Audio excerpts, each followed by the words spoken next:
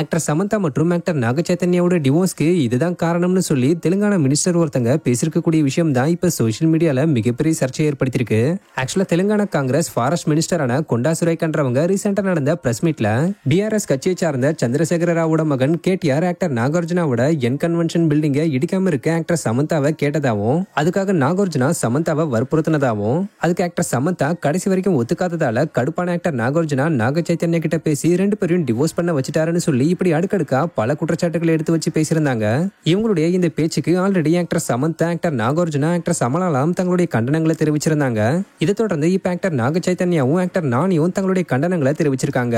Actor Naga Chaitanya என்ன சொல்லிருக்காருன்னா, எங்களுடைய விவாகரத்துன்றது துரதிருஷ்டவசமான ஒரு முடிவு. பல யோசனைகளுக்கு அப்புறம் தான் நானும் என்னுடைய முன்னாள் மனைவியும் பிரிஞ்சு போறதுக்கான முடிவு எடுத்தோம். ஆக்சுவலா எங்களுடைய ஃபியூச்சர் லைஃப்காக 2 பேரோட பரஸ்பர சம்மதத்தோட எடுக்கப்பட்ட முடிவு தான் இது. அப்பப்ப எங்களோட டிவோர்ஸ் பத்தின ரூமர்ஸ் வரதை நான் பார்த்துக்கிட்டு தான் இருப்பேன். இருந்தாலும் என்னுடைய முன்னாள் மனைவி மேலையும் என்னோட குடும்பத்து மேலையும் அதிகமான மரியாதை வச்சிருந்த காரணத்தினாலதான் இது வரைக்கும் நான் இதை பத்தி பேசாம அமைதியா இருந்தேன். ஆனா அமைச்சர் கொண்டா சுரேகாவோட குற்றச்சாட்டு உண்மைக்கு புறம்பானது மட்டும் இல்லாம கேலிக்குரியதா இருக்கு. இதை என்னால ஏத்துக்கவே முடியாது.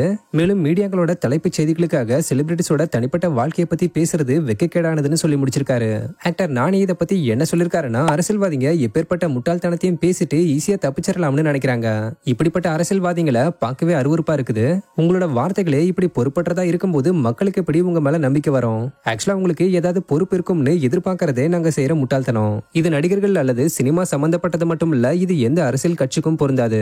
இவ்வளவு மரியாதைக்குரிய பதவியில இருக்கிறவங்க மீடியா முன்னால இப்படி அடிப்படை ஆதாரமற்ற குப்பைகளை பேசுறதும் அதை சரின்னு நினைக்கிறதும் முதல்ல சரியே இல்ல.